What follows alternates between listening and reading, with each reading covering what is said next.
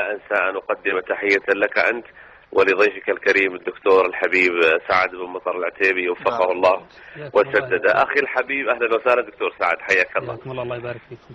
أمين وإياك. أولا دعنا نتخيل عزيزي الكريم أن هناك قناة أو صحيفة أو إذاعة تعلن للناس أنها لا تلتزم الأمانة أو فتصف خلاف ما رأت، تنقل غير ما سمعت.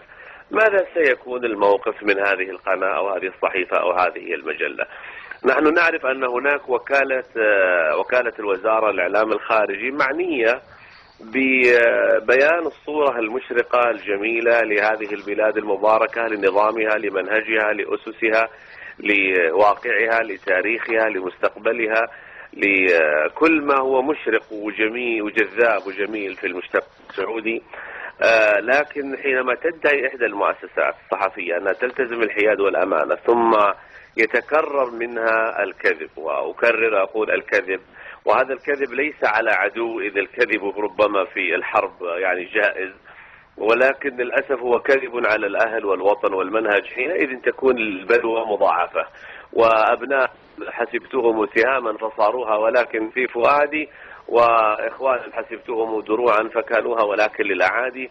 هنا تكون المشكلة مضاعفة. وإجابة على سؤالك هل الإعلام يحاكم القضاء أم القضاء يحاكم الإعلام، لم أجد صورة منكوشة في مثل هذا الواقع إلا ما رأيناه من بعض صحفنا، وأنا لا أجد غضاضة أن نسمي جريدة الوطن. أسأل الله الهداية والصلاح والرجوع والتوبة والإنابة لمن زل من كتابها. فنحن لا نسلم بأن جميع الكتاب أو جميع القائمين على الإعلام يقفون حالة حرب أو مؤامرة مع المجتمع وضد القضاء، لكن هناك مجموعة اشتهرت بمثل هذه التساهلات في النقل والكذب وعدم التثبت وربما الإثارة. وعلى سبيل المثال قضية فتاة الجبيل التي تفضل بذكرها الدكتور سعد العتيبي جزاه الله خير. يعني هذه الفتاة تبلغ من العمر 21 سنة، تهجمت على مديرة مدرسة وضربتها، ويعني صدر الحكم القضائي الشرعي بأن عليها السجن لمدة شهرين وتسجن 90 جلدة. للأسف خرج الخبر في جريدة الوطن أن الفتاة عمرها 13 سنة، يعني أي أنها طفلة قاصرة، وأن هذه الفتاة حكمت بالجلد والسجن لا لشيء يستحق ذلك، وإنما لأنها أحضرت جهاز جوال إلى المدرسة فقط، وأن الحكم تضمن أن يكون التنفيذ جلدا أمام الطالبات. وزيد في هذا الأمر أن والد الفتاة لم يعلم بالحكم على ابنته إلا من وسائل الإعلام. المؤسف والأكثر مرارة أن الصحف العالمية، أقول العالمية، تناقلت هذا الخبر عن جريدة الوطن، ونشرت صحيفة ديلي ميل البريطانية هذا الخبر عن جريدة الوطن بعبارات تضمنت السخرية الكاملة بالقضاء في المملكة. بل هناك وسائل إعلام غربية نقلت الخبر أيضا عن الديلي ميل، يعني الذي نشر في الوطن كذب والديلي ميل نقلت الكذب، ثم CNN نقلت على الديلي ميل وذكرت مقاطع فيديو تتكلم عن القضية بصورة مكذوبة مع افتراءات عن القضاء في المملكة. وأعود إلى ما ذكره فضيلة ضيفك الدكتور سعد العتيبي، أن الشيخ صالح الحصين، معالي الشيخ صالح الحصين متع الله بحياته، يعني يقول أن القضاء هو عرض الوطن. كيف يشوه الإعلاميون عرض وطنهم؟ بل إن الشيخ لما قال لا أعرف بلدا في العالم يسمح للإعلام بمناقشة موضوع منظور أو قضية منظورة أمام القضاء من باب الاعتراض أو أن يكون هناك طعن، لأنه إذا كان الإعلام يطعن في القضاء فقل لي بربك من الذي يحكم؟ كما سألت أخي الكريم، هل الإعلام يحاكم القضاء أم القضاء يحاكم الإعلام؟ بل ربما في بعض المسائل تجد هناك شبه يعني فراغ نظمي. مثلا حينما يتهجم أحد الكتاب على شخص ما عبر مطبوعة صحفية، ليس لي الحق أن أحاكم هذا الكاتب بذاته، وإنما أحاكم هذه المطبوعة ممثلة في الدعوة على رئيس التحرير، وخذ بهذا مشوارا طويلا يحتاج إلى مناقشة وإلى متابعة. نعم دكتور سعد، أنا يعني قبل الحلقة اتصلت برئيس التحرير جريدة الوطن، فأخبرته يعني بأن يعني طلبت منه مداخلة هاتفية لأجل أن يوضح صحة الخبر، فأخبرني بأن الخبر يعني كان خاطئ، وبعد طرح هذا الخبر أخرجوا خبرا آخر في تاريخ 9/2 يوم الأحد بالحقيقة، ثم بعد ذلك يعني علل بأننا برضه يعني بعد هذا الخبر كان هناك يعني عرضنا بيان وزارة العدل في هذا الموضوع. جميل جدا.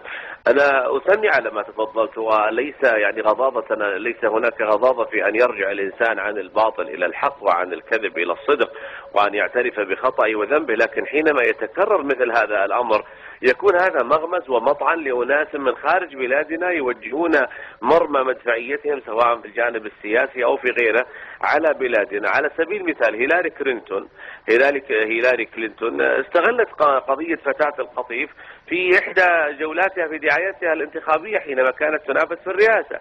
وتعرفون أن هذه القضية، وكما أشار إلى ذلك فضيلة الشيخ الدكتور سعد، مما استغل وشوه عرضه وكان مسرحا للنيل من القضاء في المملكة.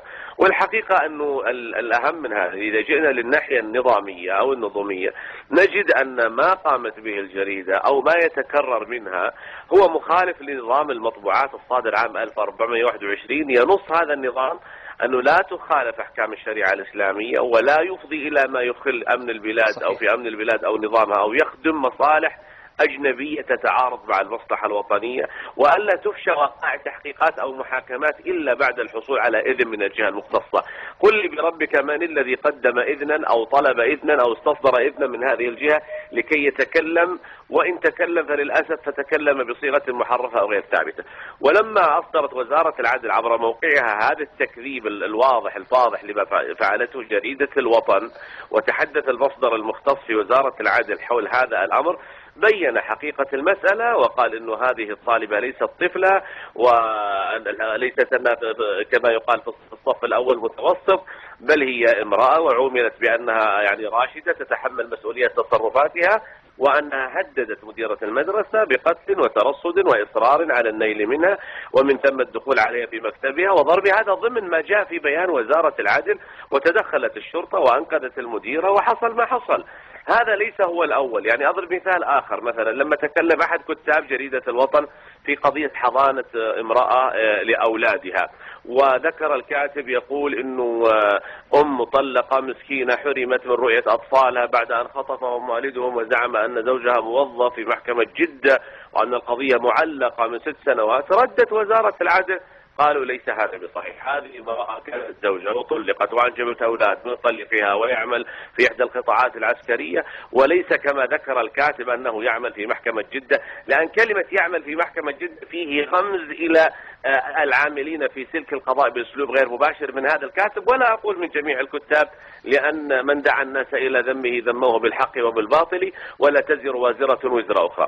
المهم تقدمت هذه المرأة للمحكمة وانتهت الدعوة بالصلح بين الطرفين، وليست يا سيدي الكريم هذه أولى هذه المخالفات. بل إن بعض الكتاب، أذكر ولا أريد أن أنتصر لنفسي، ذكر ذات يوم في مقال له ويشير إلي شخصيا أن فلان اللي هو الفقير إلى الله أخوك سعد المتحدث حاليا أنه لا يرد للتعليم والمناهج وإلى غير ذلك بصلة، وينفي بذلك ما هو يعني ثابت وواقع في علاقة محدثك بأكثر من جهة في مستويات متعددة في مسائل المناهج. إذن ظهر أن هناك إما جهل، يعني كلام بجهل، أو تعمد بالكذب.